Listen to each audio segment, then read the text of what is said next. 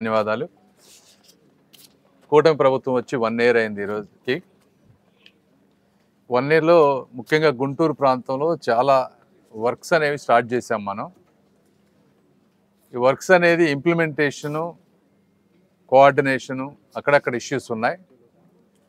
అందుకని అందరిని ఒకసారి కూర్చోబెట్టి రెగ్యులర్ ఎక్సర్సైజ్‌లో పార్ట్ ఇది. ఇప్పుడు రైల్వేస్ తీసుకుంటే మనకి 3 అమృత్ భారత్ స్టేషన్స్ ఉన్నాయి. ఏది గుంటూరు, మంగళగిరి, తెనాలి.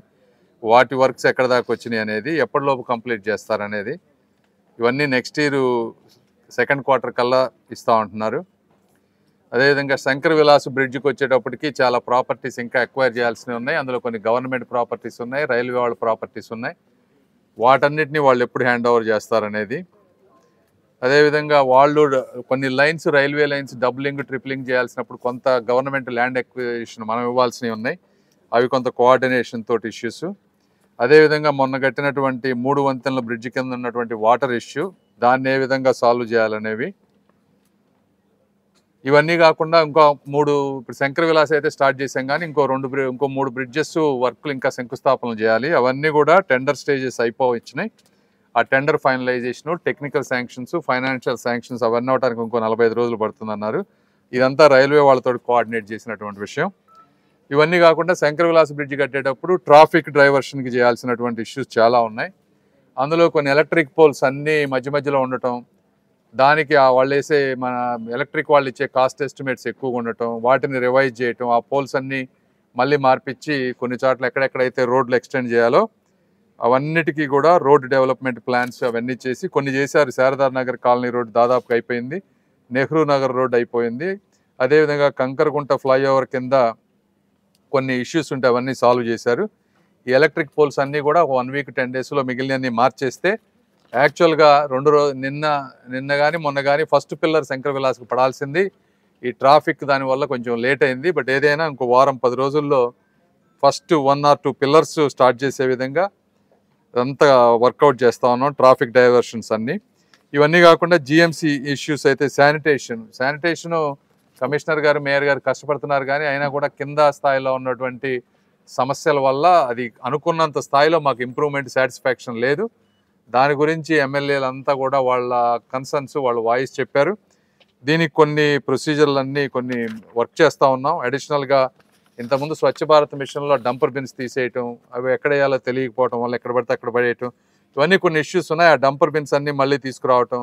అదేవిధంగా ఎమ్మెల్యేలకి కొద్దిగా ఎక్కువ బాధ్యతలు ఇచ్చి, కార్పొరేటర్లు లోకల్గా ఉండేవాళ్ళు కూడా ఎక్కువ బాధ్యతలు తీసుకొని ప్రతి వాటికి ఒక ట్రాక్టర్ కానీ, కాంపాక్టర్ కానీ, లేకపోతే గ్రాస్ కట్టర్స్, ఇవన్నీ వాళ్ళకి కావాల్సినన్ని ఎనఫ్ ఐటమ్స్ ప్రొవైడ్ చేసి అకౌంటబిలిటీ చేసే విధంగా అదొక వర్క్. సో ఈ విషయంలో దాని గురించి కూడా చాలాసేపు రివ్యూ చేసాం. అదేవిధంగా ఇన్నర్ రింగ్ రోడ్ ఫేజ్ 3లో ఉన్నటువంటి ఎంక్రోచ్మెంట్స్ అన్నిటికీ దాదాపుగా 6,70,00,000 రూపాయలు కాంపెన్సేషన్ పే చేసి అంతా క్లియర్ చేశారు రామాంజనేయులు గారు.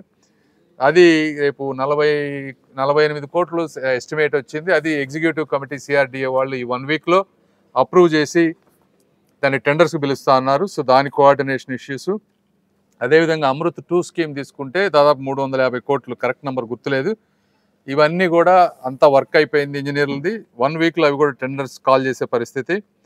గోరంట్ల వాటర్ ట్యాంకు అది చూస్తే మీరు ఆల్రెడీ కనెక్షన్స్ ఇచ్చి వాటర్ అంతా వస్తూ ఉంది చాలా వరకు. అయితే ఆ ట్యాంకు ఇన్కంప్లీట్గా అయిపోయింది, అది కూడా 6-7 ఏళ్ల నుంచి.